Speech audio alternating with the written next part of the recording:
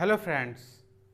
तो हम स्टडी कर रहे थे pair of linear equation in two variables chapter, जिसमें हमने basic understanding of the chapter इससे पहले के वीडियो में कंप्लीट किया। लेक्चर 1 में बेसिक अंडरस्टैंडिंग क्या होती चाहिए, क्या बेसिक चीज़ें बातें को आपको ध्यान में रखना चाहिए इस चैप्टर को पढ़ने के लिए। अभी कोई एक्सरसाइज 3.1 हमने सॉल्व करना स्टार्ट नहीं किया है, एक बेसिक अंडरस्टैंडिंग सीखा है।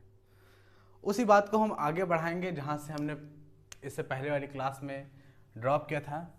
तो यहाँ से हमने ये सीखा था कि दो इक्वेशन हो और दो इक्वेशन का अगर हम जनरल फॉर्म लिखें, linear equation in two variable का जनरल फॉर्म अगर लिखें तो कुछ इस तरह से होगा a1x plus b1y plus c1 is equal to 0 और a2x plus b2y plus c2 is equal to 0। ये इक्वेशन नंबर 1 है, ये इक्वेशन नंबर 2 है। ये क्या है? पेयर है, क्योंकि दो हैं तो पेयर है।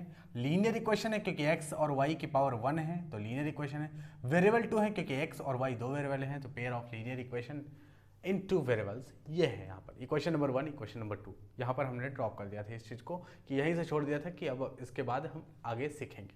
ठीक है, कल हमने ये भी सीखा था कि इन इक्वेशंस को देखकर ही आप बता सकते हैं कि जो दी गई इक्वेशन है वो दी गई इक्वेशन बेसिकली ये जो इक्वेशंस होती हैं ये क्या होती हैं, ये एक एक्स वाई प्लेन में लाइंस होती हैं। तो इसको आप लाइन L1 कह सकते हो, इसको आप लाइन L2 कह सकते हो।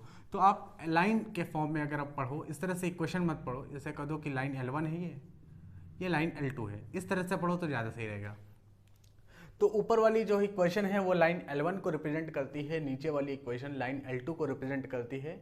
और हमने ये बताया था कि इन इक्वेशंस को देखकर मात्र आप बता सकते हो, इन इक्वेशन को सिर्फ देखकर बता सकते हो कि लाइन L1 और लाइन L2 इंटरसेक्ट करेंगी या line L1 line L2 intersect नहीं करेंगी। ठीक है, ये सारी चीज़ें आप यहाँ पर देख के बता सकते हो। कैसे बता सकते हो, ये बात कैसे आप डिसाइड करोगे? तो यहाँ पर बहुत सिंपल सा फंडा ये है कि लाइन L1 जो लिखी गई है लीनियर इक्वेशंस के फॉर्म में और लाइन L2 जो लिखी गई है, ये क्या है, A1 क्या है और A2 क्या है, B1 क्या है, B2 क्या है, C1 क्या है, C2 क्या है। तो ये सारी बातें हमने बिल्कुल डिटेल्ड में इससे पहले की वीडियोस में पढ़ी हैं सारी चीज़ें। अगर यहाँ पर वेरिएबल है तो वेरिएबल के आगे वाला जो टर्म होगा जिससे हमने मल्टीप्लाई किया है वो कोफिशिएंट कहलाता है, और जिसके साथ वेरिएबल नहीं है वो कांस्टेंट कहलाता है। क्या? कांस्टेंट कहलाता है। हम सिर्फ कोफिशिएंट ऑफ x दोनों इक्वेशन का और कोफिशिएंट ऑफ y दोनों इक्वेशन का और कांस्टेंट टर्म हम सिर्फ इसकी एनालिसिस करते हैं। यानी कहने का मतलब ये हुआ कि A1 यानी यहाँ पे अगर हम देखें तो कंडीशन क्या है कि दो लाइन इंटरसेक्ट करेंगी, वो कंडीशन ये है कि A1 upon A2 is equal to B1 upon B2। ठीक है, A1 upon A2 is equal to B1 upon B2, ये इस तरह से हमने लिख दिया। और ये इक्वल नहीं होनी चाहिए। ठीक है, कहने का मतलब है कि A1 upon A2 is equal to मतलब is not equal to B1 upon B2। ठीक, A1 upon A2 is not equal to B1 upon B2। इस केस में आपको लाइन जो XY प्लेन में जो लाइन L1 होगी, ये लाइन L1 की इक्वेशन है, ये लाइन L2 की इक्वेशन है, और इनका पॉइंट ऑफ इंटरसेक्शन मिलेगा एक पॉइंट पे, पॉइंट ऑफ इंटरसेक्शन यहाँ मिलेगा। यानी लाइन L1 और L2 को जब आप सॉल्व करोगे तो एक सॉल्यूशन मिलेगा। ये पॉइंट, इस पॉइंट को मान लेते हैं, हम कह लेते हैं पॉइंट P मिलेगा। तो इंटरसेक्टिंग लाइंस मिलेंगी आपको। ठीक है, क्या मिलेंगी आपको? Intersecting line, intersecting lines. तो ये लाइन L1 है, ये लाइन L2 है, और एक पॉइंट पर इंटरसेक्ट करती हैं। इंटरसेक्टिंग लाइंस मिलेंगी आपको। इंटरसेक्टिंग लाइंस कब मिलेंगी? जब A1 upon A2 is not equal to B1 upon B2। मतलब समझ में आया? यानी coefficient of x in line L1 and coefficient of x in line L2 का रेशियो निकालना है, फिर coefficient of y in line L1 और coefficient of line y in line L2 का रेशियो निकालना है। अगर ये रेशियो आपस में इक्वल नहीं होता है, A1 upon A2 B1 upon B2 बराबर नहीं होता है, उस केस में आपको वन सॉल्यूशन मिलेगा, क्योंकि लाइन इंटरसेक्ट करेंगी। अगर लाइन L1 और L2 इंटरसेक्ट करेंगे तो पॉइंट ऑफ इंटरसेक्शन एक ही तो मिलेगा। इसका मतलब वन सॉल्यूशन, यानी इंटरसेक्टिंग लाइन, और इंटरसेक्टिंग लाइन्स का मतलब होता है वन सॉल्यूशन। तो यहाँ पर लिख लेंगे हम, यहाँ पर क्या मिलेगा, वन सॉल्यूशन, ठीक है, वन सॉल्यूशन मिलेगा हमें, ठीक है। और सॉल्यूशंस का क्या मतलब होता है, ये बात आपको अच्छे से पता है। सॉल्यूशन क्या होता है, सॉल्यूशन वो पॉइंट होता है, या सॉल्यूशन वो पॉइंट होता है जो दोनों लाइन पर हो। तो लाइन L1 और लाइन L2 पर एक ऐसा हमें पॉइंट बताओ जो दोनों लाइन पर लाई करता हो, तो आप कहोगे ये P पॉइंट जो है वो दोनों लाइन पर, इस लाइन पर भी लाई कर रहा है, इस लाइन पर भी लाई कर रहा है, इसलिए P point solution of the line L1 and L2 है, ठीक है। तो ये वन सॉल्यूशन मिलेगा। तो क्या कोई यहाँ पर आप एग्जाम्पल दे सकते हो, बिल्कुल आप एग्जाम्पल दे सकते हो। यहाँ पर जैसे हम यहाँ पर एग्जाम्पल लेना चाहें, इस कंडीशन में हम एग्जाम्पल लेना चाहें, दो इक्वेशन लिखना चाहें, तो आप ऐसे दो इक्वेशन लिख सकते हो। जैसे एग्जाम्पल के तौर पे हम यहाँ पर दो इक्वेशंस लिखना चाहते हैं, ठीक है। यहाँ पर 2x + 3y + 5 = 0, 2x + 3y + 5 = 0, और यहाँ पर x + 4y + -6 = 0। आप देख पा रहे हो, ये जो हमने जो एग्जाम्पल लिया है, ये दो इक्वेशन हैं, ये दो इक्वेशन हैं, ठीक है। पेयर ऑफ लीनियर इक्वेशन है, लीनियर इक्वेशन क्योंकि एक्स वाई की पावर 1 है, ठीक है, दो वेरिएबल हैं तो टू वेरिएबल। तो हमने ये एग्जाम्पल लिया है। आप यहाँ से एक बात ऑब्जर्व करो, इस एग्जाम्पल से एक बात ऑब्जर्व ये करो कि इस इक्वेशन में लाइन L1 में जो x का कोफिशिएंट है वो 2 है, ठीक है। लाइन L2 में x का कोफिशिएंट क्या है, कुछ नहीं है तो 1 है, ठीक है, 2/1। चलिए देखते हैं। और लाइन L1 में y का कोफिशिएंट 3 है, ठीक है। लाइन L2 में जो L2 लाइन है इसमें y का कोफिशिएंट क्या है, 4 है, ठीक है, 4 है। तो क्या ये 2/1 और 3/4 इक्वल टू है, बिल्कुल नहीं इक्वल टू है। अगर इक्वल टू नहीं होगा तो इंटरसेक्टिंग, एक पॉइंट इंटरसेक्टिंग मिलेगा, इंटरसेक्टिंग लाइंस मिलेंगी, वन सॉल्यूशन मिलेगा आपको। तो इसका मतलब इन दोनों लाइंस को जब सॉल्व करोगे तो क्या मिलेगा, एक सॉल्यूशन आपको मिलेगा, ठीक है। ये दोनों लाइन जो है वो एक्स वाई प्लेन में इंटरसेक्ट करेंगी, ठीक है, और एक सॉल्यूशन आपको मिलेगा, ठीक, क्या मिलेगा, एक सॉल्यूशन मिलेगा, क्योंकि a1/a2 b1/b2 इससे कंपेयर किया हमने, इससे ये लाइन कंपेयर कर सकते हो, ठीक है। तो कंपेयर करके हमने जब चेक किया तो पता चला कि यहाँ पर इक्वल नहीं है a1/a2 b1/b2, तो इंटरसेक्टिंग लाइन्स मिलेंगी और एक सॉल्यूशन मिलेगा। आइए आगे बात करते हैं इससे आगे। तो ये कंडीशन हो गई कि कब एक सॉल्यूशन मिलेगा, ठीक। दूसरे कंडीशन ये हो सकता है, दूसरा कंडीशन क्या हो सकता है कि a1/a2 = b1/b2। दूसरा कंडीशन ये हो सकता है a1/a2 = b1/b2। इस कंडीशन में क्या होगा भाई, a1/a2 is not equal to b1/a2, equal to ना हो तो ये सारी कंडीशन होगी। लेकिन इक्वल टू हो यानी दोनों इस तरह से लाइन लिखी गई हो, a1/a2 = b1/b2, अगर ये कंडीशन हो तो क्या होगा, इस कंडीशन में होगा क्या कि दो पैरेलल लाइन मिलेंगी, ठीक है, दो आपको पैरेलल लाइंस मिलेंगी। एक लाइन L1 है ये, ऐसे एक लाइन L2 मिलेगी, ठीक है, दो पैरेलल लाइंस मिलेंगी। अगर पैरेलल लाइंस मिलेंगी, ठीक है, पैरेलल लाइंस मिलेंगी आपको, पैरेलल लाइंस मिलेंगी, ठीक है। अगर पैरेलल लाइंस मिलेंगी तो कोई पॉइंट ऑफ इंटरसेक्शन होगा, नो पॉइंट ऑफ इंटरसेक्शन। कोई ऐसा एक पॉइंट नहीं होगा लाइन L1 और L2 कि जो दोनों लाइन अप्लाई करता हो, इसका मतलब नो सॉल्यूशंस। पैरेलल लाइंस मतलब नो सॉल्यूशंस, ठीक है। तो हम यहाँ पर लिख देंगे पैरेलल लाइंस मिलेंगी यानी नो सॉल्यूशंस, ठीक है। तो यहाँ पर हम लिख देते हैं नो सॉल्यूशन, ठीक है। उस केस में हम क्या लिखेंगे, नो सॉल्यूशन। एग्जाम्पल देते हैं, ठीक है, एग्जाम्पल देते हैं। क्या होता है एग्जाम्पल, a1/a2 = b1/b2 होना चाहिए, ठीक है। तो एग्जाम्पल हम एक एग्जाम्पल यहाँ पे लिख लेते हैं, x + 4y - 5 = 0, x + 4y +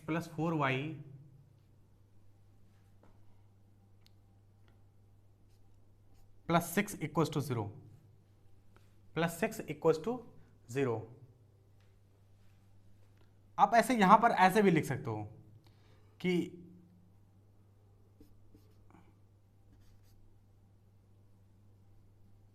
ये एग्जाम्पल लिखो आप, ठीक है, ये वाला एग्जाम्पल लिखो, ज़्यादा सही होगा। कैसे, चलो हम यहाँ पर चेक करते हैं। अगर ये दोनों इक्वेशन है, ये एग्जांपल लिखा हुआ है, ये एग्जांपल लिखा हुआ है, तो चेक करते हैं हम यहाँ पर ये कंडीशन होती है कि नहीं कंडीशन। तो x का लाइन L1 है, ये लाइन L2 है, इससे कंपेयर कर सकते हो आप, ठीक है। तो इससे जब कंपेयर करोगे आप ना तो आसान हो जाएगा ना A1 A2 की वैल्यू लिखना। चलो इस इक्वेशंस को चेक करते हैं। यहाँ पर A1 क्या है, तो x का कोफिशिएंट यहाँ 1 है, ठीक है, x का कोफिशिएंट यहाँ 1 है तो 1 हो गया। और x का कोफिशिएंट इस लाइन L2 में x का कोफिशिएंट क्या है 4, तो A1/A2 1/4 आया, ठीक है। क्या ये इक्वल है, क्या ये इक्वल है b1/b2 के, तो b1/b2 y का कोफिशिएंट क्या है 4 है, और यहाँ पर y का कोफिशिएंट क्या है 16 है, क्या है 16 है, तो y का कोफिशिएंट है यहाँ पर 16। अब हम बात करेंगे यहाँ पर देखो a1/a2 is equal to b1/b2 है कि नहीं है। तो देखो 4 के अंदर 4, 4 चौको 16, ठीक है। तो ये क्या आ गया 1 ये क्या आ गया 1 ये आ गया 1/4। फाइनली ये कैंसिल होकर 1/4 आ गया, यानी ये 1/4 था ये, और ये फाइनली कैंसिल होकर 1/4 आ गया। इसका मतलब a1/a2 is equal to b1/b2, और a1/a2 अगर b1/b2 के बराबर हो गया तो पैरेलल लाइंस मिलेंगी, पैरेलल लाइंस मिलेंगी तो नो सॉल्यूशन, यानी इस कंडीशन में नो सॉल्यूशन। इक्वेशन आपको देखते ही इस तरह से देखो यहाँ पर एग्जाम्पल भी हमने दे दिया कि आपको इस तरह से इक्वेशंस डायरेक्ट दे दिया जाएगा, ये इक्वेशंस डायरेक्ट दे दिया जाएगा, आपसे पूछा जाएगा बताइए find the number of solution. सवाल आपको कैसे देगा, एक मिनट अभी हम यहाँ पर समझते हैं कि सवाल जैसे आपको कैसे देगा। आपको ये कंफ्यूजन हो रही होगी कि सवाल किस तरह से हमसे पूछेगा, ठीक है। यहाँ से सवाल इस तरह से पूछेगा कि आपको ये इक्वेशंस दे देगा, ये इक्वेशंस आपसे पूछेगा find the number of solution, ठीक है। 4 ऑप्शन दे देगा, तो कैसे इक्वेशन नंबर ऑफ सॉल्यूशंस कितने होंगे, 1 होंगे, 2 होंगे, 3 होंगे, उसमें लिखा होगा। तो इसमें नो सॉल्यूशन होंगे, क्यों, क्योंकि a1/a2 इक्वल्स टू b1/b2 जब होता है तो पैरेलल लाइंस होती हैं, पैरेलल लाइंस होती हैं तो नो सॉल्यूशन होता है। अगर मान लीजिए ये ना होता, a1/a2 is not equal to b1/b2, तो उसमें इंटरसेक्टिंग लाइन होता है, एक सॉल्यूशन मिलता है। इससे आप देख सकते हो एग्जाम्पल्स, ठीक है। बहुत ज़्यादा सिंपल है, कोई बहुत कठिन नहीं है, बहुत ज़्यादा सिंपल है, ठीक है। आप यहाँ से समझ पा रहे होंगे। 2 कंडीशंस बनी, एक और कंडीशंस बनती है। होता क्या है, कंडीशंस क्या बनती हैं, a1/a2 is equal to b1/b2 is equal to c1/c2, ठीक है। ये तीनों इक्वल हो जाएं, अगर तीनों इक्वल हो जाएं उस केस में कोइंसिडेंट लाइन मिलती है। कोइंसिडेंट लाइन मतलब होता क्या है कि यहाँ पर लाइन L1 मिलेगी, ये लाइन मान लो L1 है, ये लाइन मान लो L2 है, तो एक ही लाइन पे जो है, एक ही लाइन पे दोनों लाइन मिल जाती हैं। अरे पूरा प्लेन ड्रा किया गया है, पूरा लाइन है, तो उस पर एक लाइन L1 मिल गई, एक लाइन L2 मिल गई। अगर L1 को आप आगे बढ़ाएंगे, L2 को आप आगे बढ़ाएंगे, तो आप एक बात देख सकते हो कि हमने क्या बताया कि सॉल्यूशन का क्या मतलब होता है। सॉल्यूशन का मतलब होता है कि वो पॉइंट्स, वो सारे के सारे पॉइंट्स जो लाइन L1 और L2 दोनों पर लाई करें। यहाँ पर तो कोई ऐसा पॉइंट था ही नहीं जो L1 और L2 दोनों पर लाई करे। यहाँ पर L1 और L2 पर लाई करने वाला एक ही पॉइंट था, लेकिन यहाँ पर लाइन L1 ये है, लाइन L2 ये है। अगर हम इसको बढ़ा दें तो लाइन L1 पर जितने पॉइंट लाई कर रहे हैं, लाइन L2 पर भी उतने ही पॉइंट लाई कर रहे हैं, यानी इनफाइनाइट मैनी सॉल्यूशंस। इस केस में क्या होगा, क्योंकि भाई लाइन L1 पर बहुत सारे पॉइंट लाई करेंगे और उसी पर तो लाइन L2 लाई कर गई ना, वही लाइन L2 हो गई, तो infinite many numbers of solution, बहुत सारे सॉल्यूशन, इनफाइनाइट सॉल्यूशंस यहाँ पर मिलेंगे। और इनफाइनाइट सॉल्यूशंस तो यहाँ पर आप कोइंसिडेंस लाइंस कह सकते हो। इस कंडीशन में लाइन L1 और L2 क्या कहलाती है, कोइंसिडेंट लाइन कहलाती है, ठीक है। तो कोइंसिडेंट लाइन कहलाती हैं, और उस केस में क्या होता है, इनफाइनाइट नंबर ऑफ सॉल्यूशंस मिलते हैं, ठीक है। इनफाइनाइट सॉल्यूशन, उस केस में आपको इनफाइनाइट सॉल्यूशंस देखने को मिलेंगे, ठीक है। इसका भी एक एग्जांपल लिख लेते हैं, इसका भी एक एग्जांपल हम लिख ही लेते हैं। चलिए इसका एक एग्जांपल लिखते हैं, कैसे होगा। x + 3y + 4 is equal to 0, 2x + 6y 8 is equal to 0। ये आप देख सकते हो, इसका एग्जाम्पल हमने लिखा है। कोइंसिडेंट लाइंस क्या होती हैं, जब दोनों लाइंस एक के ऊपर एक लाई कर जाएं, कोइंसिडेंट लाइन होती है, ठीक है। दोनों लाइन एक के ऊपर लाई कर जाएं तो कोइंसिडेंट लाइन होती है। इनफाइनाइट सॉल्यूशन होते हैं, वो भी पता चल गया क्यों होते हैं, क्योंकि जो पॉइंट लाइन L1 पर लाई करेंगे वो ही पॉइंट लाइन L2 पर लाई करेंगे, तो पॉइंट जो है L1 और L2 पर लाई करने वाले वही सॉल्यूशन कहलाएंगे। तो बहुत सारे पॉइंट होंगे जो L1 L2 पर लाई करेंगे तो इनफाइनाइट सॉल्यूशंस मिलेंगे। तो उस कंडीशन में होगा क्या, A1/A2 is equals to B1/B2 is equals to C1/C2। क्या जो हमने एग्जाम्पल दिया है वो इसे सेटिस्फाई करता है? तो आइए चेक करते हैं। यहाँ पर हम चेक करते हैं, यहाँ पर स्पेस है हमारे पास, तो हम चेक करते हैं। अब आप इसको ना इससे कंपेयर करना है, इस वाली इक्वेशंस को इससे कंपेयर करना, तो A1/A2 डायरेक्ट जो वैल्यू हम लिखने वाले हैं आप समझ पाएंगे, ठीक है। A1/A2 तो देखो लाइन L1 ये है, इसका x का कोएफिशिएंट A1 होगा, लाइन L2 है, इसका x का कोएफिशिएंट 2 होगा, तो 1/2 लिख सकते हो, 1/2, ठीक है।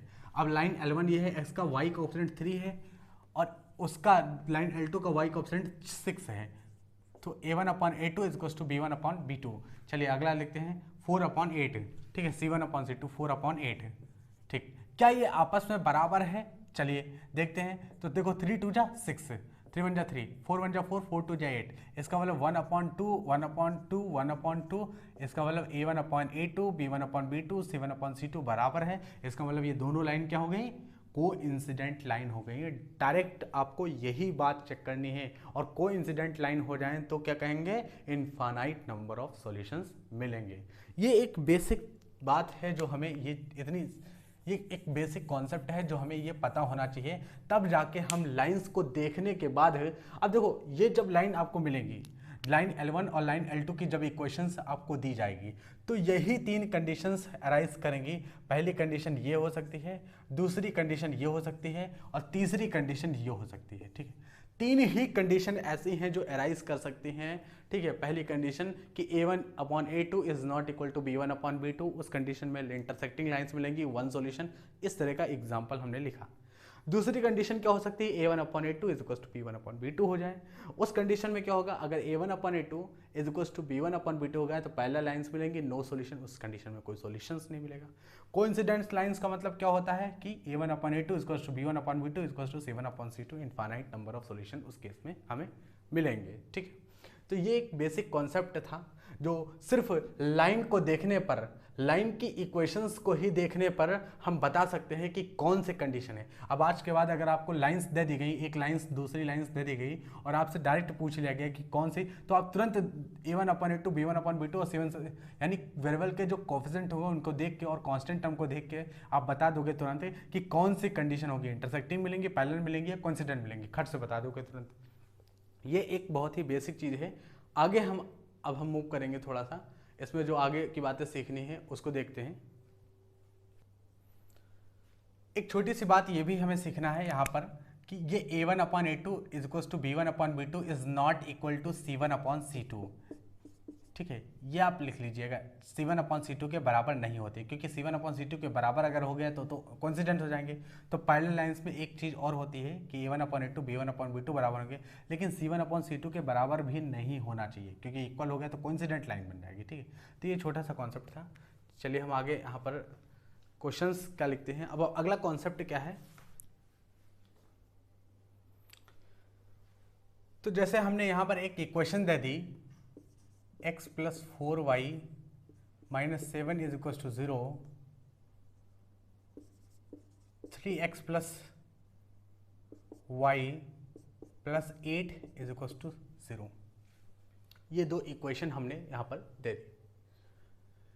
तो ये दो इक्वेशन जब हमने दे दी यहाँ पर, तो आप डायरेक्ट बताइए कि कौन सी कंडीशन यहाँ पर आएगी। तो आप तुरंत करोगे क्या, A1/A2, ये लाइन L1 है, ये लाइन L2 है, A1/A2 लिखोगे। तो A1/A2 क्या होता है, A1 क्या होता था, लाइन L1 का, लाइन L1 है, लाइन L2 है, लाइन L1 का x का कोएफिशिएंट A1 होता था, यहाँ पर 1 है, और लाइन L2 के x का कोएफिशिएंट A2 होता था, तो यहाँ पे 3 है, 1/3, और यहाँ पर देखो 4/1 है, जो कि ये आपस में इक्वल नहीं है। अगर ये आपस में इक्वल नहीं है तो इसका मतलब इंटरसेक्टिंग लाइंस होंगी। लाइन इंटरसेक्ट करेंगी तो एक सॉल्यूशन मिलेगा, लाइन इंटरसेक्ट करेंगी तो 1 सॉल्यूशन होगा, ठीक है, इंटरसेक्टिंग लाइन। तो ये आप इस तरह से देख के बता दोगे। अच्छा ठीक है, तो इस तरह से जब लाइंस आपको दी जाएंगी तो आप डायरेक्ट इस तरह से बता दोगे। अच्छा, अब जो आगे की बात हमें सीखनी है वो ये भी है कि जैसे इस तरह से आपको लाइंस दी जाएंगी और आपसे बोला जाएगा सॉल्यूशन बताओ इस इक्वेशन का सॉल्यूशन क्या है। तो ग्राफ में तो आप ड्रा कर दोगे, इस लाइन को ड्रा करोगे, और ड्रा करने के बाद जो है पॉइंट ऑफ इंटरसेक्शन निकाल दोगे और कहोगे ये सॉल्यूशन है। जैसे हम इन लाइंस को ग्राफ में ड्रा करें, ग्राफ में अगर ड्रा करें तो हम यहाँ पर एक सिंपल लाइंस ले लेते हैं थोड़ा सा, ताकि आपको समझने में प्रॉब्लम ना हो। ठीक है, सिंपल लाइन जैसे यहाँ पर x plus y plus 8 is equal to 0, ये सिंपल लाइंस हैं एक तरह से, और हम ग्राफ बनाते हैं यहाँ पर, यानी x और y बनाते हैं। और ग्राफिकल कैसे आप रिप्रेजेंट करते हो, यानी ग्राफ में कैसे इन दोनों लाइंस को ड्रा करके बताते हैं सॉल्यूशंस दिखाने का। तो ये जो लाइन L1 है, इसको बनाने का क्या तरीका है, वही है कि पहले आप x की वैल्यू 0 रख दो लाइन L1 में, L1 लाइन के लिए यहाँ पे x 0 रख दो। x अगर आपने 0 कर दिया तो y की वैल्यू कितनी आ गई, y की वैल्यू आ गई 7/4। और आपने लाइन L2 में अभी L2 नहीं, y 0 कर दिया, लाइन L1 में ही y अपने 0 कर दिया, तो x की वैल्यू आ गई 7, x की वैल्यू आ गई 7। तो यहाँ पर जो कोऑर्डिनेट बन के आया वो 0,7/4, और दूसरा कोऑर्डिनेट है यहाँ पर 7,0। ठीक है। अच्छा, लाइन L2 की बात करते हैं। लाइन L2 में x की वैल्यू अगर आपने 0 रख दी, लाइन L2 में x की वैल्यू 0 रखी तो y की वैल्यू -8 आई, और y की वैल्यू आपने 0 रख दी तो x की वैल्यू कितनी आई, -8 आई यहाँ पर। ठीक है, तो यहाँ से आप ये कह सकते हो कि 0, -8, और यहाँ से एक ये भी कह सकते हो कि -8,0। ठीक है, तो ये जो लाइन L1 होगी वो इससे पास करेगी, इन दो कोऑर्डिनेट्स पास करेगी। अरे ये तो बहुत सिंपल है निकालना ना, ये आप सीखे भी होंगे कि कैसे निकाला जाता है। तो ये जो लाइन L1 है इन 2 पॉइंट से पास करेगी, और जो लाइन L2 है इन 2 पॉइंट से पास करेगी। बनाते हैं लाइन L1 को। 0,7/4 कहाँ पर लाई करेगा, तो x एक्सिस पर नहीं चलना है, और y एक्सिस पर 7/4 यानी 4 करने 1 पॉइंट समथिंग चलना है। तो मान लेते हैं कि यहाँ पर 0,7/4, भाई 4 से अगर डिवाइड करोगे तो 1 पॉइंट समथिंग आएगा, ये 1 पॉइंट समथिंग होगा। एक्स एक्सिस पे चलना नहीं है, वाई एक्सिस पे 1 पॉइंट समथिंग चलना है। तो हमने कहा ये देखो, ठीक है, ये एक पॉइंट आ गया पी क्यू। ठीक है, और ये हम कह देते हैं ए बी। तो पी पॉइंट के कोऑर्डिनेट हमने पी पॉइंट यहाँ पर हमने बना दिया, और क्यू पॉइंट है 7,0। एक्स एक्सिस पर आपको 7 यूनिट चलना है, और वाई एक्सिस पर आपको नहीं चलना है क्योंकि 7,0 है। तो ये 7,0 हो गया, और 0,7/4। ये लाइन L1 है, L1 लाइन ड्रा कर रहे हैं, L1 लाइन्स दोनों कोऑर्डिनेट पी क्यू ड्रा कर दिया। ये पी पॉइंट है, ये क्यू पॉइंट है, और इस तरह से हम ज्वाइन करते हैं इसको। तो ये लाइन L1 बन के तैयार हो गई, ये लाइन L1 बन के तैयार हो गई। इस तरह से लाइन L1 होगी। ठीक है, अब हम L2 ड्रा करते हैं। 0,-8 एक्स एक्सिस पर ड्रा करना है, एक्स एक्सिस पर नहीं जाना है, -8 जाना है, -8 जाना है, तो -8 आ गया। एक्स एक्सिस पर नहीं जाना है, वाई एक्सिस पर -8 यूनिट चलना है, -8 यूनिट। ये पॉइंट ए है। ऐसे ही वाई एक्सिस की अगर हम बात करें तो यहाँ दूसरा पॉइंट जो है -8,0, यानी एक्स एक्सिस पर -8 चलना है, -8 चलना है, और वाई एक्सिस पर नहीं चलना है, तो -8,0। ये बी पॉइंट है। बेसिकली यार रफली कोई मेजरमेंट लेके हमने नापा नहीं है, एक रफली फिगर बना रहे हैं। ठीक है, एक रफली फिगर बना रहे हैं, और रफली फिगर बन के आता है ये ऐसे बन। ये लाइन L1 है। अब लाइन अगर हम L2 बनाएं जो A और B पॉइंट से पास करती है, तो लाइन L2 देखिए कैसे बनेंगे।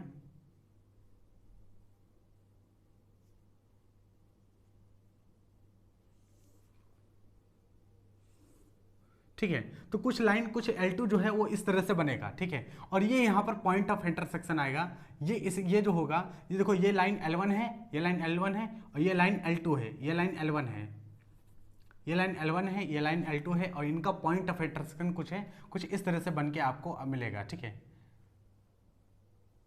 एग्जैक्ट फिगर नहीं बन सकता यहाँ पर, लेकिन एक वीडियो जो बिल्कुल हमने डिटेल्ड में ग्राफ पर बना के दिखाया है, बिल्कुल ग्राफ पर। मान लेते हैं कि 0,-8 यहाँ पर है। ठीक है, ये 0,-8 है। एक वीडियो ए पॉइंट बिल्कुल डिटेल्ड में ग्राफ पर हमने 2 इक्वेशंस लिया है, और बिल्कुल ग्राफ से मेजर करके बिल्कुल डिटेल्ड में सारी चीजें डिस्कस की। ग्राफिकल ग्राफ पर आप देख सकते हो, हमने इक्वेशन लिया, इनको सॉल्व किया, सॉल्यूशन निकला, फिर ग्राफिकल मेथड, दोनों मेथड बिल्कुल डिटेल्ड में समझाया। 100% अगर आप उस वीडियो को देखेंगे तो आपको समझ में आएगा। वीडियो का लिंक डिस्क्रिप्शन बॉक्स में है, आप देख सकते हो उस वीडियो को। ठीक है, वो अलग से है, एक स्पेसिफिक लाइन हमने ले लिया और फिर इनको डायरेक्ट सॉल्व कर दिया था। ठीक है, तो तो उस वीडियो से देखोगे तो आपको एग्जैक्ट समझ में आया रहेगा। यहाँ पर तो हमने रफली ले लिया है, ठीक है। तो लाइन L1 और लाइन L2 का जो पॉइंट ऑफ इंटरसेक्शन है वो ये है, इसको हम कह लेते हैं M कह लेते हैं। तो यहाँ पर देखो आप एक सॉल्यूशन मिल रहा है कि नहीं मिल रहा। तो इस तरह से हम जो है लाइन L1 और L2 को ग्राफ में ड्रा करते हैं, ये सॉल्यूशन। लेकिन इस पॉइंट के क्या कोऑर्डिनेट बता सकते हो? नहीं बता सकते, बिल्कुल नहीं बता सकते। हम कहाँ पॉइंट ऑफ कोऑर्डिनेट बता सकते हैं, क्योंकि यहाँ पर हमने ना तो मेजरमेंट किया है। पॉइंट ऑफ इंटरसेक्शन क्या होगा? पॉइंट ऑफ इंटरसेक्शन तो M होगा, लेकिन कोऑर्डिनेट क्या होंगे M के, हम नहीं बता सकते।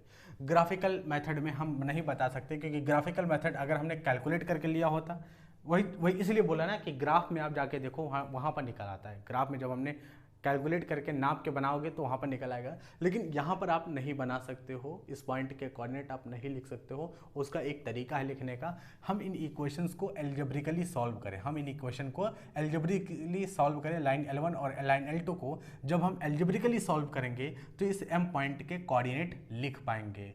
तो लाइन L1 और लाइन L2 का जो पॉइंट ऑफ इंटरसेक्शन है M, इसके कोऑर्डिनेट अगर हमें लिखने हो तो इन इक्वेशन को एल्जेब्रिकली सॉल्व करना पड़ेगा। ग्राफिकली तो हमने बना दिया कैसे बनता है इस तरह से, लेकिन एल्जेब्रिकली सॉल्व करोगे तब आप इस M पॉइंट के कोऑर्डिनेट लिख पाओगे। अब एल्जेब्रिकली सॉल्व करने के अपने अपने तरीके हैं, कई सारे तरीके आप पढ़ोगे एल्जेब्रिकली सॉल्व करने के।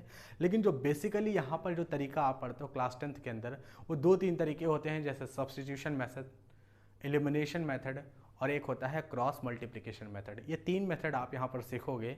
दो पेयर ऑफ लीनियर इक्वेशन जो 2 वेरिएबल्स में होती हैं, इनको सॉल्व करने का, एल्जेब्रिकली मेथड से सॉल्व करने का 3 मेथड आप यहाँ पर सीखोगे। मतलब क्या वो मेथड क्या देगा आपको? इन दोनों लाइंस के पॉइंट ऑफ इंटरसेक्शंस को आपको बताएगा। 3 मेथड आप उसके सीखते हो।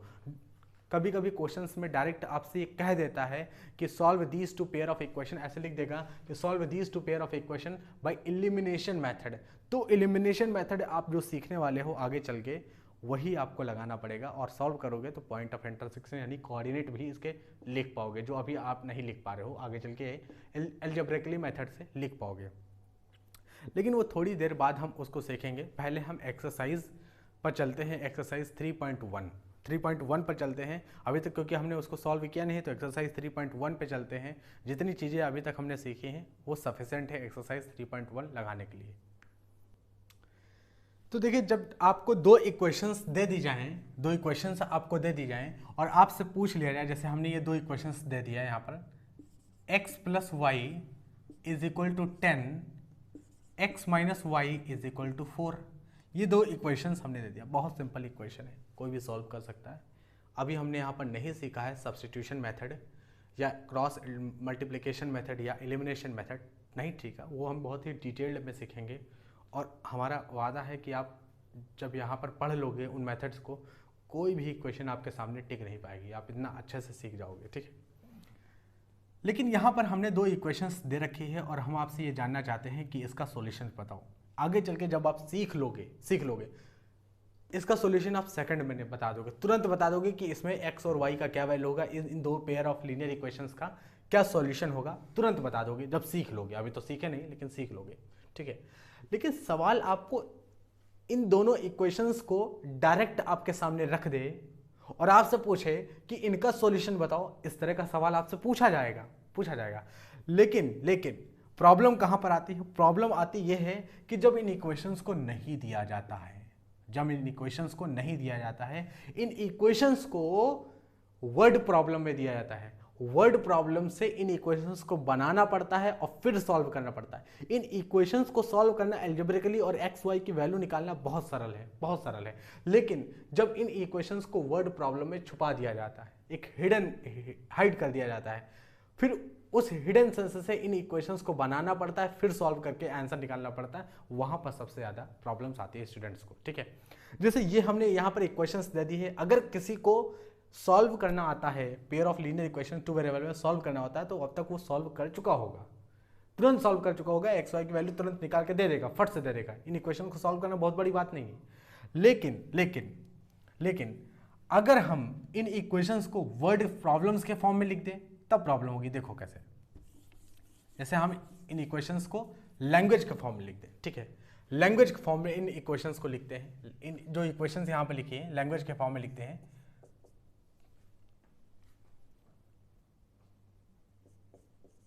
The sum of two number is 10 and their difference is 4. Find the two number. ठीक, ये सवाल है। सवाल क्या है आप पढ़ सकते हो। The sum of two number is 10 and the difference is 4, find the two number. अब सवाल ये आपके सामने डायरेक्ट दे दिया गया, ये सवाल आपके सामने डायरेक्ट दे दिया गया, अब बताओ दो नंबर। अब यहां पर प्रॉब्लम आती है। प्रॉब्लम क्या आती है? प्रॉब्लम ये आती है कि अगर आपको लैंग्वेज, सवाल की लैंग्वेज पढ़ना आता है, आपने अच्छे से पढ़ाई की है और लैंग्वेज समझ में आ जाती है, आपको प्रॉपरली आप समझ जाते हो, तो थोड़ा बहुत आपको, क्योंकि यहाँ पर इक्वेशंस बनाई नहीं दी गई है, आपको बनानी है इस वर्ड प्रॉब्लम को पढ़ के। तो अगर लैंग्वेज सवाल के समझ में आती है तो आप बना लोगे, और नहीं आती है तब आपको प्रॉब्लम होगी। तो लैंग्वेज कैसे समझी जाए, कैसे लैंग्वेज समझ में आए भाई, कैसे जल्दी से हम कर पाएँ, क्योंकि एट द एंड हमें सवाल को समझना है, डायरेक्ट दिए गए समय के अंदर हमें लगाना होता है एग्जाम के अंदर, ठीक है, और बहुत सारी प्रॉब्लम्स लगानी होती हैं। तो इसका एक ही तरीका है कि आप ज़्यादा से ज़्यादा सवाल की प्रैक्टिस करें, ज़्यादा से ज़्यादा सवाल की प्रैक्टिस करेंगे तब आपको ये जो हैबिट है ये डेवलप हो पाएगी कि आप सवाल को पढ़ के इस कॉन्सेप्ट को समझ पाएंगे, सवाल को पढ़ के उसकी लैंग्वेज को समझ पाएँ। तो ज़्यादा से ज़्यादा प्रैक्टिस करें, ज़्यादा से ज़्यादा सवाल लगाएं। अब देखिए यहाँ पर समझते हैं कि the sum of two number is 10, the sum of two number is 10, ठीक है, and their difference is 4, find the two number. अब समझते हैं, sum of two number is 10, let. अब देखो सवाल कैसे लगाते कैसे हैं। मान लेते हैं कि दो नंबर, लेट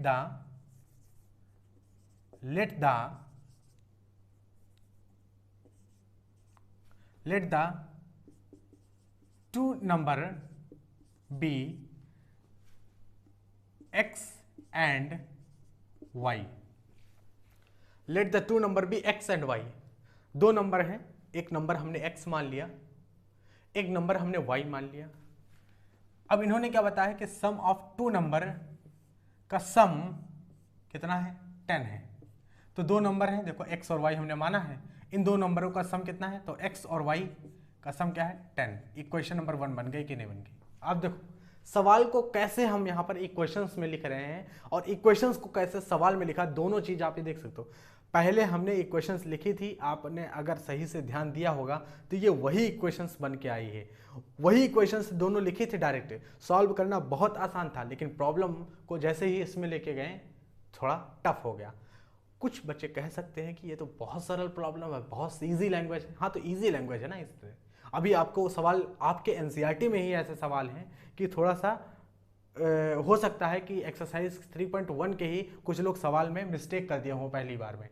तो वही चीज़ है ना, लैंग्वेज हमें समझ में आनी चाहिए सवाल की। ये तो बहुत इजी सवाल है, मैं आपको समझाने की प्रयास ये कर रहा हूँ कि जो बेसिक कॉन्सेप्ट ये है, बेसिक जो लैंग्वेज है, आपको इक्वेशंस दी गई हों उनको लैंग्वेज के फॉर्म में कैसे लिखा जाएगा, लैंग्वेज दी है तो आपको इक्वेशंस के फॉर्म में कैसे कन्वर्ट करना है। अगर दोनों चीज़ें आती हैं तो आप तो मास्टर हो जाओगे इस चीज़ के, ठीक है। तो यहाँ पर x प्लस वाई 10 के बराबर है, दो नंबरों का सम जो है, यहाँ पर सवाल की भाषा में दे रखा है, लैंग्वेज में दो नंबरों का सम जो है 10 के बराबर है, दो नंबर हम x और y, और क्या रखा है कि एंड देयर डिफरेंस इज 4। तो डिफरेंस 4, इसका मतलब एंड डिफरेंस है, लेट द टू नंबर भी इतने, तो सम इतना है, एंड देयर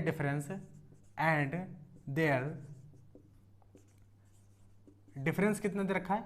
डिफरेंस 4 दे रखा है, यानी दोनों का difference x minus y difference आपको 4 दे रखा है। तो ये क्वेश्चन नंबर 2 बन गई, इक्वेशन नंबर 2 बन गई। तो आप देख सकते हो कि पहले जो हमने इक्वेशन लिखी थी इनको डायरेक्ट लिख दी था ऐसे, और हमने कहा था डायरेक्ट लिख दिया है, अगर किसी को सॉल्व करना आता है तो कुछ सेकंड में निकाल देगा, लेकिन जब उसको इस तरह से प्रॉब्लम होगी तो उसको बनाना पड़ेगा, सोचना पड़ेगा कि कौन कौन सी इक्वेशंस बन रही हैं, कैसे कैसे इक्वेशंस बन रही हैं। अब यहाँ से सवाल बहुत सरल हो गया। कैसे? देखो सवाल यहाँ से सरल ये हो गया कि एक लाइन में आप x और y की वैल्यू निकाल सकते हो। देखो जैसे अगर हमें आता है तो हम तो x की वैल्यू डायरेक्ट लिख सकते हैं 7, और y की वैल्यू कितनी आ गई? y की वैल्यू आ गई यहाँ पर 3, y की वैल्यू 3 आ गई। कैसे अगर हमने कर दिया? देखो दो नंबरों का सम बताया है, the sum of two number is 10। दो नंबरों हैं, जैसे x हमने कहा 7 होगा, y हमने कहा 3 होगा, दो नंबरों का सम कर दो, तो 7 + 10 कितना हो गया, 7 + 3 कितना हो गया, 10 हो गया। तो दो नंबरों का सम 10 हो गया, दो नंबर का सम देखो 10 हो रहा है, ठीक है। दो नंबर का डिफरेंस 4 बताया, तो 7 में से 3 निकाल दो, 7 में से 3 निकाल दो तो कितना आएगा, 4 3 7। तो देखो दो नंबर क्या होंगे, 7 और 3, यानी x की वैल्यू क्या होगी 7 और y की वैल्यू क्या होगी 3 होगी। यही दो नंबर होंगे। हमसे सवाल पूछा था फाइंड द टू नंबर, तो यही होंगे, फाइंड द टू नंबर 7 और 3। आ गया सवाल। लेकिन अभी आपको ये सॉल्व करना नहीं आता है तो आप इस चीज़ को मत देखें। हमारा मकसद ये था कि आप इस बात को समझें कि सवाल के जो सवाल वर्ड प्रॉब्लम में दिया जाता है उसको कैसे समझते हैं और फिर इक्वेशंस को कैसे बनाते हैं, क्योंकि आपका जो एक्सरसाइज 1 है 3.1 वो इसी पर बेस है, इसी पर बेस है। आपको लैंग्वेज पढ़ के, अच्छे से लैंग्वेज पढ़ के आपको यहाँ पर जो है इक्वेशंस बनानी है, इन इक्वेशंस को सॉल्व नहीं करनी है, इक्वेशंस बनानी है, ठीक है। तो अब हम चलते हैं एक्सरसाइज 3.1 पर और इक्वेशंस बनाते हैं उन सवालों को पढ़कर, ठीक है। तो हेडिंग डालते हैं एक्सरसाइज 3.1, एक्सरसाइज 3.1।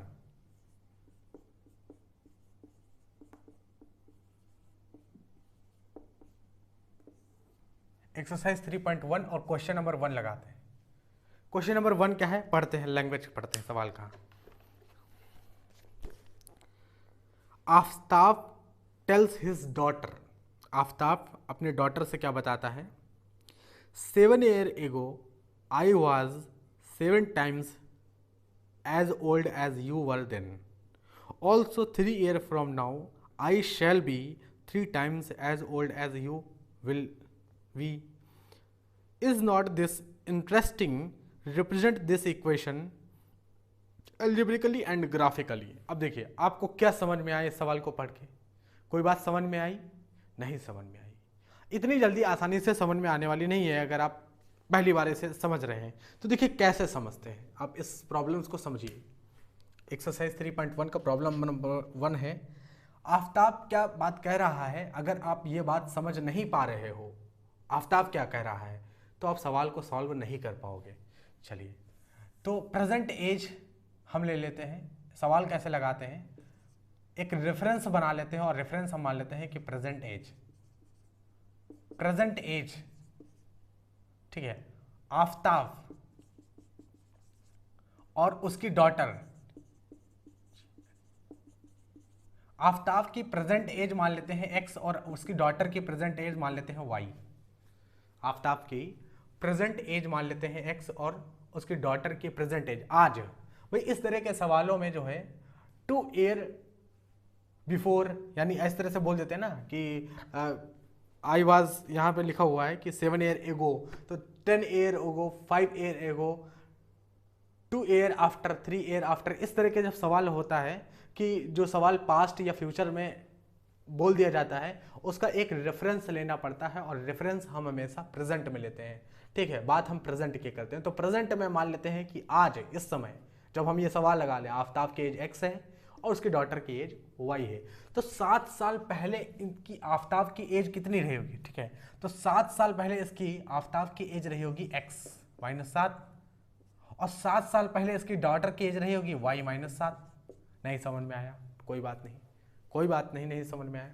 जैसे आज आप 10 साल के हैं, आज आप 10 साल के हैं, 10 ईयर के हैं, तो आज से 7 साल पहले आप कितने साल के थे, आज से 7 साल पहले, तो 10 - 7 तो 3 साल के थे। अच्छा आज से 7 साल पहले कितने साल के थे आप, 7 साल पहले, तो 10 में से 7 निकाल दोगे 3 साल के थे, तभी तो आज 10 साल के हो। 7 साल पहले कितने साल के थे हम ये जानना चाहते हैं, तो आप टोटल में से क्या करोगे, 10 में से 7 निकाल दोगे तो 3 साल के तब थे आप। तो वही चीज़ है कि आफ्ताब आज x ईयर का है तो 7 साल पहले x -7 ईयर का होगा। उसकी डॉटर अगर आज y ईयर की है, ठीक है, y इतने साल की है, तो उसकी डॉटर आज से 7 साल पहले इतने ईयर की होगी।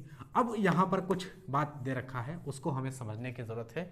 फिर वो क्या कह रहा है कि 7 years ago की बात कर रहा है, 7 साल पहले की बात कर रहा है, तो हम भी 7 साल पीछे आ गए। आज ये प्रेजेंट एज है x और y और हमसे 7 साल पहले की बात कर रहा है, तो हम 7 साल पहले आ गए, ठीक है। 7 years ago 7 साल पहले हमें आ गए, ठीक है। अब ये कह रखा है I was 7 times as old as you were then, यानी तब जब तुम y माइनस 7 ईयर की थी, डॉटर से करा, तब मैं x माइनस 7 ईयर का था, लेकिन 7 टाइम्स ओल्ड था उस केस में मैं उस समय 7 टाइम्स ओल्ड था, ठीक है।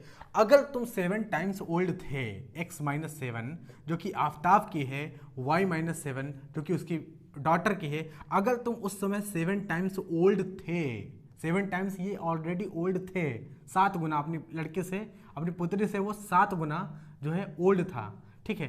तो इसका मतलब 7 से मल्टीप्लाई कर दे, डॉटर की एज को 7 से मल्टीप्लाई कर दो, बराबर कर दो, अब बराबर हो जाए।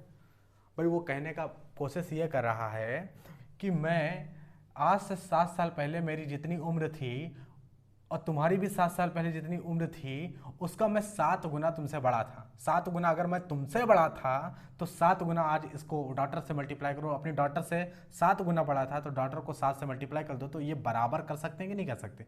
बराबर कर सकते हैं। अच्छा, बराबर करने से एक फ़ायदा हमें पता चल गया। क्या फ़ायदा हुआ? देखिए, फ़ायदा ये हुआ कि x minus 7 is equal to 7y minus 49, तो यहाँ से मिला x माइनस 7y, ठीक है। अब डायरेक्ट हम ला रहे हैं क्योंकि इक्वल टू के उधर से इधर लाएंगे तो माइनस साइन हो रहा है। ये सब बेसिक चीज़ें हम यहाँ पर डिस्कस नहीं करने वाले हैं, ठीक है। 7 7 49, 7 6 42, ठीक है। तो ये आ गया 42, ये आएगा, ये कैलकुलेशन है, बेसिक कैलकुलेशन। माइनस 7 इधर है, माइनस 49 इधर है, इधर आएगा तो 7 6 42 आएगा। ये हमारी इक्वेशन नंबर 1 बन के तैयार हो गई प्रॉब्लम्स की। ये इक्वेशन नंबर, वो जो वर्ड प्रॉब्लम जो क्वेश्चन नंबर 1 है उसकी इक्वेशन नंबर 1 बन के तैयार हो गई। कोई इक्वेशंस ऐसे ही निकालनी पड़ेगी, आपको अपना माइंड चलाना पड़ेगा, दिमाग से सोचना पड़ेगा, तब जाके ये निकल के आएगा, तब जाके ये बातें समझ में आएंगी।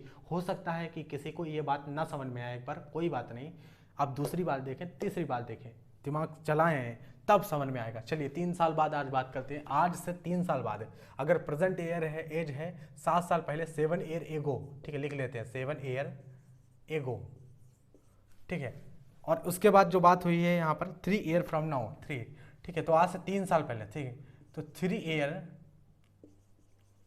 आफ्टर 3 ईयर, मतलब यहाँ से 3 ईयर, ये जो आफ्टर वाला जो रेफरेंस लिए हैं वो यहाँ से लिए हैं, ठीक है। तो 3 साल बाद इसको रब कर देते हैं, नहीं तो आप सोचोगे कि 3 ईयर आफ्टर यहाँ से, ऐसा नहीं है। 3 साल बाद, आज से 3 साल बाद, अगर आफ्ताब की एज आज x है तो 3 साल बाद इसकी, आने वाले 3 साल बाद इसकी एज हो जाएगी x प्लस 3। अगर इसके पुत्री की एज, डॉटर की एज y है तो आज से 3 साल बाद इसकी एज हो जाएगी y प्लस 3। हो जाएगी नहीं हो जाएगी? हो जाएगी, ठीक है। अच्छा, उसमें क्या बोला है कि I shall be 3 times as old as you will be, ठीक है। यानी हम उस समय 3 गुना हमारी एज होगी। कितनी होगी? 3 गुना हमारी एज होगी। ये यहाँ पे कह रखा है कि 3 year from now I shall be 3 times as old as you will be. मैं 3 गुना आपकी एज का होगा, आपने डॉटर से बोला। अगर तुम 3 गुना हो गए तो डॉटर को 3 से मल्टीप्लाई कर दो, बराबर नहीं कर सकते हो, तुम 3 गुना तो थे ही, ठीक है। और डॉटर से जो आफ्ताब की एज है वो पहले ही बड़ी होगी, ठीक है। तो 3 गुना होगी, और 3 गुना अगर होगी आपकी आज से 3 साल पहले, ये 3 गुना है इससे, तो इसको 3 से मल्टीप्लाई कर दो और इक्वल टू के बराबर रख दो। यहाँ से एक इक्वेशन मिल गई हमें, देखो कैसे, x plus 3 is equal to 3y plus 9। तो यहाँ से कह सकते हो कि x minus 3y x minus 6 is equal to 0, ठीक है। x minus 3y minus 6 is equal to 0, और ये इक्वेशन नंबर 2 मिल गई हमें। ये क्वेश्चन नंबर 2 हमें मिल गई। सवाल क्या पूछा था? सवाल हमसे पूछा था represent the situations algebraically and graphically. तो एल्जेब्रिकली हमने रिप्रेजेंट कर दिया। ये क्वेश्चन नंबर 1 है, ये क्वेश्चन नंबर 2 है। ये एल्जेब्रिकली रिप्रेजेंटेशन इसे बोलते हैं, ये आपको समझ में आ रहा होगा। ये एल्जेब्रिकली रिप्रेजेंटेशन इसे बोलते हैं। एल्जेब्रिकली हमने रिप्रेजेंट कर दिया। ग्राफिकल रिप्रेजेंटेशन भी हमें करना है। तो ग्राफिकल रिप्रेजेंटेशन, इनको ग्राफ में बना नहीं पाओगे क्या? इनको ग्राफ में, अरे बहुत सिंपल है ग्राफ में बनाना। एक बार यहाँ x इक्वल टू 0 रखो, ठीक है, तो y की वैल्यू निकाल दो। एक बार अब हम ग्राफ में इससे बनाएं, चलिए हम इसे ग्राफ में भी बना देते हैं, ग्राफ में भी बना देते हैं एग्जैक्ट। अच्छा, y प्लस 3 इसकी उम्र है। तो ये एक एल्जेब्रिकली मेथड हमने निकाला, ये एल्जेब्राइक रिप्रेजेंटेशन है। अब हम इसका ग्राफिकल रिप्रेजेंटेशन देखेंगे, लेकिन एक ही सवाल का ग्राफिकल रिप्रेजेंटेशन देखेंगे, वो इसका देखेंगे, ठीक है, वो इसका देखेंगे। लेकिन ग्राफिकल रिप्रेजेंटेशन देखने से पहले हम छोटी सी बात जो ऑब्जर्व करना चाहेंगे वो देखिए क्या ऑब्जर्व करना चाहेंगे। अभी आपको इक्वेशन 1 और इक्वेशन 2 सॉल्व करके x और y की वैल्यू निकालनी नहीं आती, हमें तो आती है, हम निकालते हैं इसको, x और y की वैल्यू निकालते हैं, ठीक है। तो x और y की वैल्यू कैसे निकाली जाएगी, ये इक्वेशन नंबर 1 है, ये इक्वेशन नंबर 2 है, और x और y की वैल्यू हम आपको निकाल के ये बताना चाहते हैं कि ये जो प्रॉब्लम है वो कैसे, जो कंडीशंस दी गई है क्या वो कंडीशन सही में निकल के आती है या एक हाइपोथेटिकल कंडीशन है। तो समझते हैं यहाँ से। तो इक्वेशंस को सॉल्व करेंगे, इक्वेशंस को सॉल्व ऐसे कैसे करेंगे, तो अभी तो आपको नहीं आता लेकिन हम सॉल्व करके आपको बताते हैं इक्वेशंस को।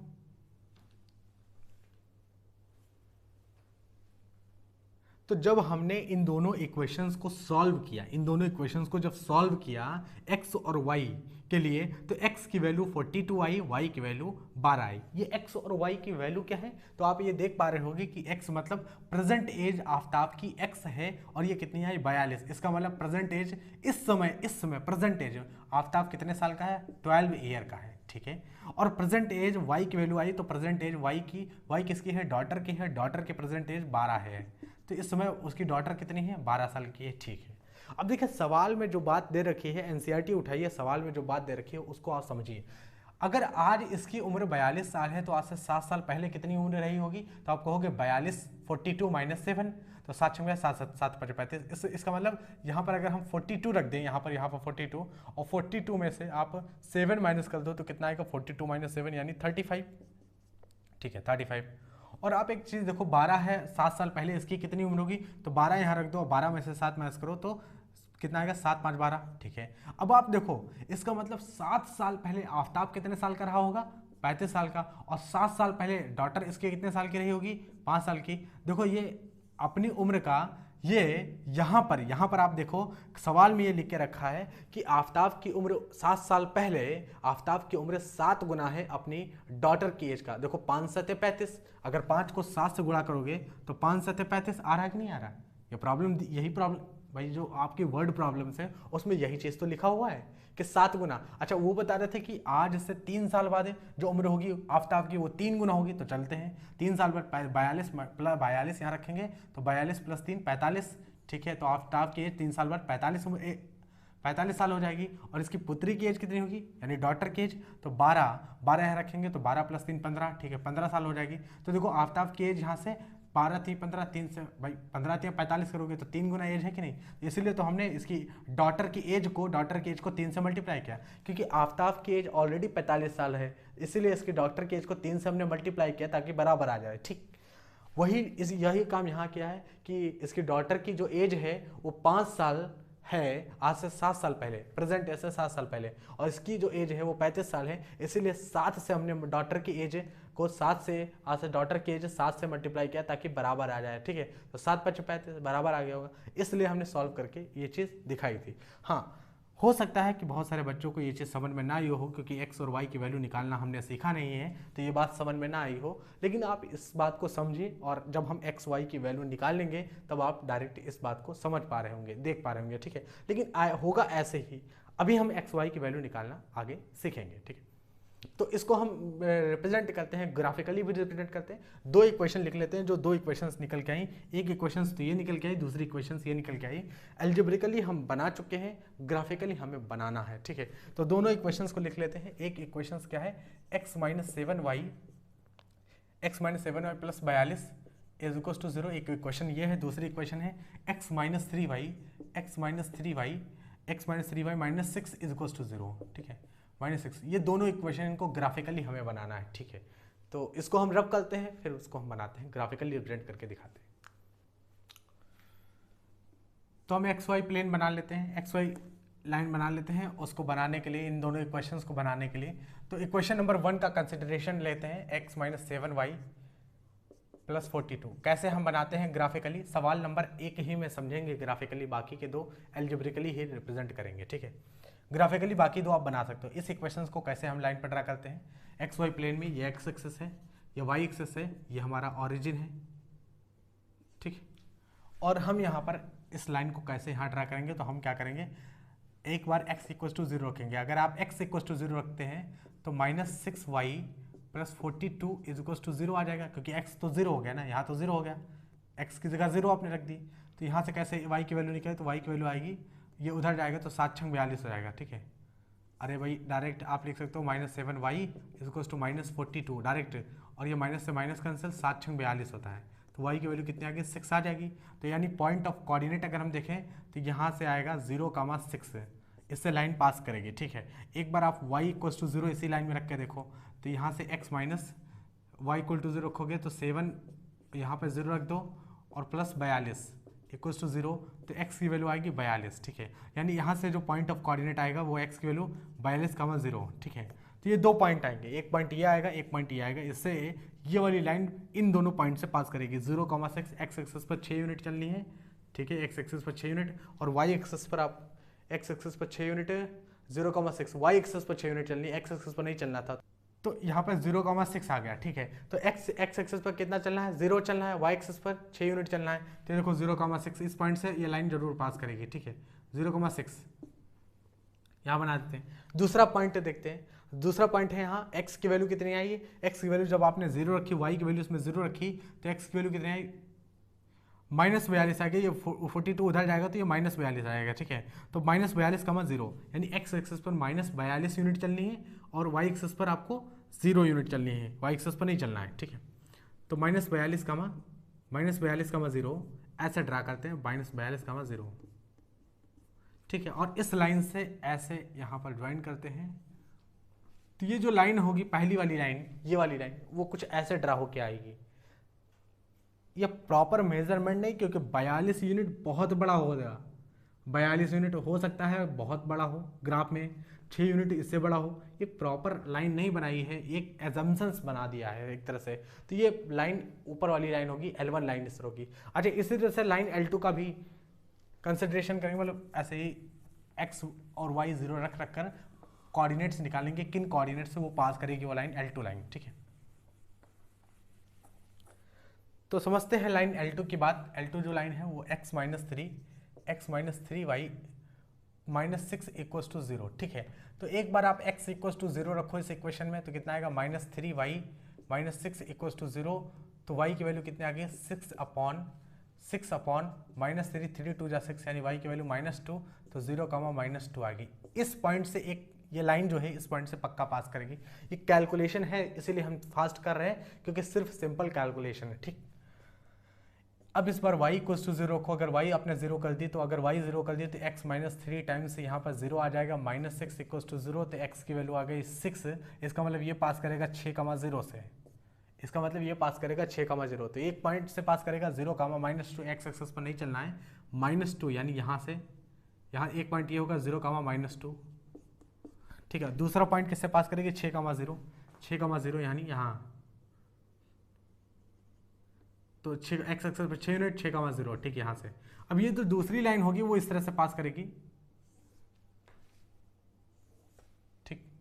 अब आप कहोगे पॉइंट ऑफ इंटरसेक्शन, तो पॉइंट ऑफ इंटरसेक्शन जब आगे मिलेगा, ये पॉइंट ऑफ इंटरसेक्शन यहाँ पर मिलेगा आपको जाके, ये देखिए ये पॉइंट ऑफ इंटरसेक्शन मिलेगा, ये पॉइंट ऑफ इंटरसेक्शन आप मान लेते हैं M कह लेते हैं इसका, तो ये पॉइंट ऑफ इंटरसेक्शन M कह लेते हैं, तो ये आपको मिलेगा, ये आगे जाके इंटरसेक्ट करेंगे, क्योंकि इनका सॉल्यूशन आपने निकाला है ना। सॉल्यूशन क्या निकल के आया है इनका सॉल्यूशन, तो इनका सॉल्यूशन जो निकल के आया है वो आफ्ताब की एज x थी जो कि 42 निकल के आई थी, और इसके डॉटर की एज y थी जो कि 12 निकल के आई थी। तो इस पॉइंट के कोऑर्डिनेट 42,12 हो जाएंगे, ठीक है। पॉइंट ऑफ इंटरसेक्शन हमने निकाला था उस समय, और हम ये भी जानते हैं कि ग्राफिकल रिप्रेजेंटेशन से पॉइंट ऑफ इंटरसेक्शन डायरेक्टली यहाँ निकालना पॉसिबल नहीं बोर्ड पर, ठीक है। वो तो ग्राफ में मार्जिन लेके जब आप सॉल्व करोगे तभी निकाल पाओगे, ठीक है। लेकिन एल्जेब्रिकली हम निकाल सकते हैं, और जो ये 42,12 है ये एल्जेब्रिकली हमने जो है सॉल्व करके जब सॉल्व किया था, तो एल्जेब्रिकली अभी हमने बोला था ना एक्स वाई इक्वेशंस को जब सॉल्व करेंगे एल्जेब्रिकली, तो ये 42,12 निकल के आया था। तो वही पॉइंट ऑफ इंटरसेक्शन जो निकल के आया था वही पॉइंट ऑफ इंटरसेक्शन होगा, ठीक है। यानी एक्स एक्सिस पर 42 यूनिट, वाई एक्सिस पर 12 यूनिट आपको इस तरह से चलना है, तो ये पॉइंट ऑफ इंटरसेक्शन हो जाएगा। तो ग्राफिकली आप इस तरह से रिप्रेजेंट करोगे जो सिचुएशन है। यहाँ से क्वेश्चन नंबर 1 कंप्लीट होता है। ये था क्वेश्चन नंबर 1। अलजेब्रिकली हमने पहले रिप्रेजेंट किया, फिर ग्राफिकली, ठीक है। अगला क्वेश्चन देखते हैं। यहाँ पर अगला क्वेश्चन क्या है, the coach of a cricket team by 3 bats and 6 ball for 3,900. Question number 2 है. Later, she buys another bat and 3 more balls of the same kind for 1,300. Represent the situations algebraically and graphically. यानी algebraically and geometrically. ठीक है.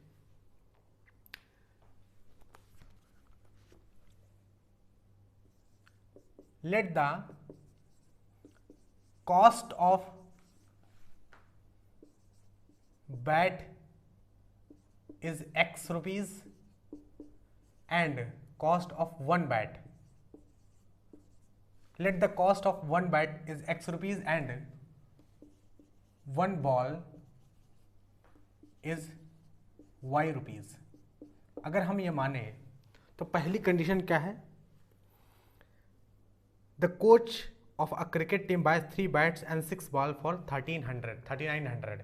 6 bat, 3 bat and 6 ball. तो 3 bat, पहली condition है कि 3 bat खरीदती है और 6 बॉल्स खरीदती है. तो एक बैट की कीमत कितनी है? X rupees. तो 6 बैट की कीमत कितनी होगी? 6 इंटू X रुपीज. एक बॉल की कीमत है Y रुपीज. एक बॉल की कीमत है Y रुपीज. यहां पे बैट 3 है, बैट 3 है. तो कितने बैट खरीदती है? 3 बैट खरीदती है. तो एक बैट की कीमत है X रुपीज. तो 3 बैट की कीमत होगी 3 इंटू एक्स. एक बॉल की कीमत है Y रुपीज. तो 6 बॉल की कीमत होगी 6 इंटू वाई रुपीज. इसको प्लस कर दिया है और टोटल जो है 3,900 जो है इतना रुपया की जो है टोटल मिली है. यानी इसने क्या किया कि एक बैट की जो कीमत थी X रुपीज, उसमें 3 बैट खरीद लिए. एक बॉल की कीमत थी Y रुपीज, इसने 6 बॉल खरीद लिए. 3 बैट और 6 बॉल पूरा इसको कितने के पड़े? 39 रुपए के पड़े. 39 रुपए के पड़े. इक्वेशन नंबर 1 बन गई. अगली कंडीशन में क्या है? अगली कंडीशन में क्या है? सी बाय अनदर बैट. अच्छा, सी बाय अनदर बैट यानी एक बैट खरीदी इसने. एक बैट का दाम कितना है? X. ठीक है. And 3 more balls of the same kind. 3 more balls खरीदी. तो 3 बॉल्स खरीद ली और द सेम काइंड यानी एक बॉल का दाम कितना था? Y rupees. तो 3 बॉल्स खरीद ली तो 3 इंटू वाई. एक बैट खरीदी तो एक बैट का दाम इतना था और टोटल दाम कितना पड़ा? पैसा 1,300. दूसरे कंडीशन में तो यही बता रहे हैं ना. Of the same kind for rupees 1300 रुपए की खरीदी. तो रिप्रेजेंट द सिचुएशन ज्योमेट्रिकली और एल्जेब्रिकली. तो ज्योमेट्रिकली तो रिप्रेजेंटेशन हो गया, कंप्लीट हो गया. बस यही आपको समझना था. इसीलिए मैंने बताया ना कि वर्ड प्रॉब्लम को पढ़ने के बाद इक्वेशंस बनाना थोड़ा सा टफ होता है. हो सकता है कि कुछ लोगों को समझ तक ना ये चीज़ आई हो. अच्छा, इस इक्वेशंस को एक और तरीका लिखने का, इस इक्वेशंस में आप 3 कॉमन ले लो. अगर आप 3 कॉमन ले लेते हो तो x plus 2y is equals to 3,900. तो यहाँ से देखो x प्लस 2y और 3 से डिवाइड करोगे तो 3 बन जाए 3, 3 6 9, तो 1300. तो इक्वेशन 1 को इस तरह से भी लिखा जा सकता है, 3 कॉमन लेके भी लिखा जा सकता है. तो इक्वेशन 1 इस तरह से भी लिखा जा सकता है. ठीक है. तो ये 2 इक्वेशन हो गई. 2 इक्वेशन आपको दिख रही होंगी. ये जो 2 इक्वेशन है ये एल्जेब्रिकली रिप्रेजेंट हमने कर दिया है. आप ज्योमेट्रिकली भी बना सकते हो. वही x y 0 रख के इन दोनों इक्वेशंस को ग्राफ पे बनाना होगा. ठीक है. तो ये बहुत ही बेसिक सा सवाल था. लेकिन ये जो दोनों इक्वेशन है यहाँ पर, ये जो दोनों इक्वेशन है, ये दोनों इक्वेशन एक प्रॉब्लम के अंदर, एक लैंग्वेज के अंदर छुपी हुई थी, हाइड थी, हिडन थी. ठीक है भाई. दोनों इक्वेशंस हैं तो दोनों इक्वेशन. अच्छा, इक्वेशंस बन जाने के बाद सॉल्व करना बहुत आसान हो जाता है क्योंकि मेथड ही ऐसे हैं. 2-3 मेथड हम सीखेंगे, आप तुरंत सॉल्व कर लोगे. लेकिन एक सबसे मेन प्रॉब्लम क्या है कि इक्वेशंस बनाना, सवाल की लैंग्वेज को पढ़ के, सवाल को पढ़ के समझ के इक्वेशंस बनाना. अगर इसमें आपने प्रैक्टिस की खूब ज़्यादा तो आप ये अच्छे से आ जाएगी, तो प्रॉब्लम आगे चल के नहीं होगी. ठीक है. अगला सवाल समझते हैं. इक्वेशंस उसमें भी हम इस तरह से एल्जेब्रिकली रिप्रेजेंट करते हैं. तो अगला question number 3.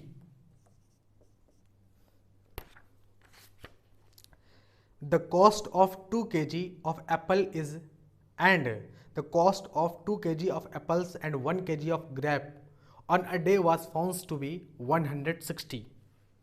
After a month, the cost of 4 kg of apples and 2 kg of grape is 300. Represent the situations algebraically and geometrically. अब देखो बहुत सरल सवाल है, लेकिन अब वही चीज़ है कि लैंग्वेज हमें समझ में आ रही है कि नहीं। तो आप समझे, देखो बहुत ही बेसिक तरीके से हम समझाते हैं आपको कि the cost of 2 kg apples and 1 kg grape on a day was found to be 160 रुपये के। यानी 160 रुपये में क्या क्या ले जाता है, तो 160 रुपये में ये ले जाता है, 160 रुपये में 2 kg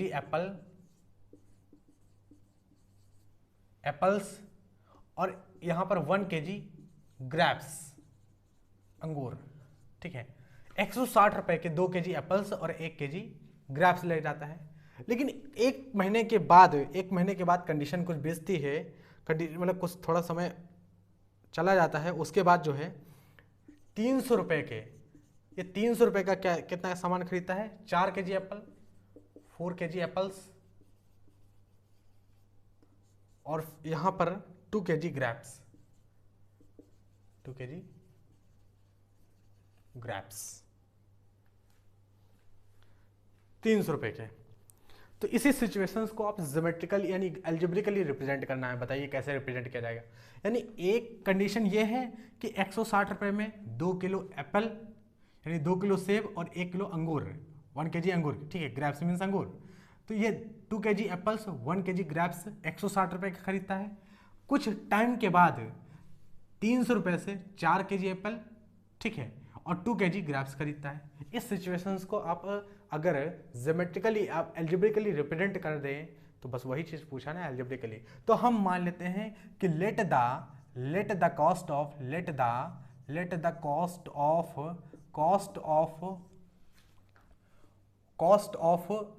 1 kg Apple is X rupees and 1 kg grapes is Y rupees, ठीक है। हमने कहा 1 किलो एप्पल का दाम X रुपया, 1 किलो अंगूर जो है ग्रेप्स उसका दाम Y रुपया माना। तो अगर 1 किलो एप्पल यानी 1 kg एप्पल का दाम अगर रेट X रुपीज है, 1 kg एप्पल का रेट X रुपीज है, तो 2 kg एप्पल्स कितने का पड़ेगा, तो 1 kg एप्पल्स X रुपीज का पड़ता है, तो 2 kg कितने का पड़ेगा, इतने रुपीस का। साथ में उसने ग्रेप्स भी लिया है, तो 1 kg ग्रेप्स का रेट कितना है Y, तो 1 kg ही लिया है, तो हमने 1 kg लिया है, ठीक, ये लिया है। टोटल कितने का पड़ा है 160 रुपये का। तो टोटल देखो 160 का इक्वेशन नंबर 1 बन के तैयार हो। बस यही था, एकदम सिंपल। आपको जो यहाँ पर लिखना है, लेट मानना है, वो हमेशा यूनिट के लिए मानना है। जैसे एज वाली बात आई तो हमने प्रेजेंट एज मानी, ठीक है। बाकी बैट्स एंड बॉल वाली बात आई, फिर उसके बाद ग्रेप्स, एप्पल और ग्रेप्स वाली बात रही। तो हम देखो हम एप्पल के केस में, हम एप्पल और ग्रेप्स के केस में कर क्या रहे हैं, हम ये कर रहे हैं कि हम एप्पल का 1 kg का दाम पता करना चाहते हैं, हम ग्रेप्स में भी 1 kg का दाम पता करना चाहते हैं। 1 kg का दाम हमने एप्पल्स में X मान लिया, जबकि ग्रेप्स में हमने 1 kg का दाम Y मान लिया। हम यूनिट की बात करना चाहते हैं, हम एक की बात करना चाहते हैं। हम ये पता करना चाहते हैं कि जो 1 किलो एप्पल है वो कितने का है, 1 किलो जो ग्रेप्स है वो कितने का, तो हमने मान लिया और फिर इस तरह से इक्वेशंस बना ली। 2 किलो खरीदा तो 1 किलो का दाम X रुपया, तो 2 किलो का दाम 2X, 1 किलो अंगूर का दाम जो है ग्रेप्स का दाम Y रुपया, तो यहाँ पे Y हमने ऐड कर दिया, 160 आ गया। कुछ टाइम के बाद जो होता है वो 4 kg एप्पल खरीदा, तो 1 kg एप्पल्स का दाम क्या है। अब ऐसा तो है नहीं कि कुछ समय के बाद एप्पल का रेट बदल गया, चेंज हो गया, सवाल में लिख देता, फिर चेंज लिखा नहीं तो इसका मतलब रेट तो वही रहेगा, ठीक है। तो 1 kg एप्पल का दाम कितना था X रुपीज़, तो 4 kg का दाम होगा 4 × X रुपीज़, ठीक है। और 1 kg जो है ग्रेप्स का दाम था Y रुपीज़, तो 2 kg ग्रेप्स का दाम कितना होगा 2 × Y रुपीज़, और ये टोटल पड़ा इसको कितने का 300 रुपये का पड़ा, ठीक है। तो यहाँ से तो यार 2 कॉमन हो रहा है, यहाँ से 2 कॉमन हो रहा है, तो 2 अगर हम कॉमन ले तो 2X + Y = 300, और इससे कैंसिल करोगे 300 को तो 150 आ जाएगा, ठीक है। 2 × 2 तो 25, ठीक। तो 2X + Y = 150, ये तो इक्वेशन नंबर 2 बन गया। तो ये हुआ इक्वेशन नंबर 1 आपका, ये हुआ इक्वेशन नंबर 1 आपका, ठीक है। ये हुआ इक्वेशन नंबर 1 और ये हुआ इक्वेशन नंबर 2। अगर जब इनको सॉल्व करोगे तो x की वैल्यू पता चलेगी, y की वैल्यू पता चलेगी। x की क्या वैल्यू थी, 1 किलो एप्पल का दाम, y की वैल्यू 1 किलो ग्रेप्स का दाम, ये पता चल जाएगा। आप जो भी एनालिसिस कर सकते हो बता सकते हो, ठीक है। तो ये एल्जेब्रिकल रिप्रेजेंटेशन हमने कर दिया। x y इक्वेशंस को सॉल्व करना आता ही नहीं तो हम कैसे निकाल दें, ठीक है। लेकिन अब ज्योमेट्रिकल रिप्रेजेंटेशन आपका ये होमवर्क है कि आप ज्योमेट्रिकली इनको बनाएं।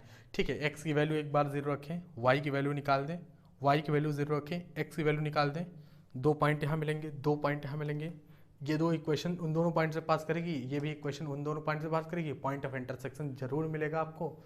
तो यहाँ से आप ठीक है, अच्छा पॉइंट ऑफ इंटरसेक्शन मिलेगा कि नहीं पता, आज ही सीखे मिलेगा, आज ही सीखें। भाई A1 एक्स का कोएफिशिएंट क्या है यहाँ पर, इस लाइन में एक्स का कोएफिशिएंट 2 है, ठीक है A1, और यहाँ पर A1 और यहाँ A2 कितना है 2 है, तो 2/2। अच्छा यहाँ पे देखते हैं 1 और यहाँ 1/1, ठीक है, तो A1/A2 बराबर है, ये तो बराबर हो गया, ये तो बराबर हो गया। और बराबर वाली कंडीशन में क्या था, क्या पैरेलल होगा क्या, and is not equal to.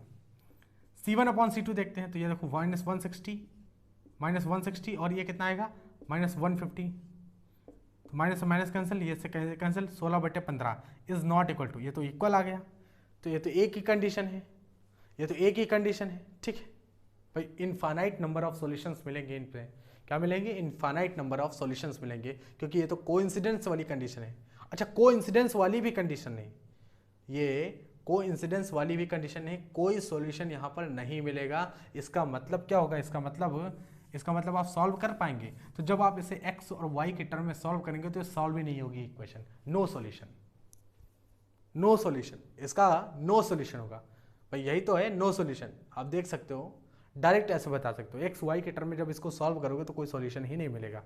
अब एक्स वाई के टर्म में हम अगले वीडियो में सॉल्व करेंगे। ठीक है, पेयर ऑफ लीनियर इक्वेशंस को एल्जेब्रिकली कैसे सॉल्व करते हैं, 2-3 मेथड जो हमने अभी बोला कि substitution method, elimination method, cross multiplication method, तो ये जो मेथड हैं पेयर ऑफ लीनियर इक्वेशंस को सॉल्व करने के, वो अगले वीडियो में पढ़ेंगे। ठीक है, तो आई होप आपको समझ में आया होगी आज की क्लास।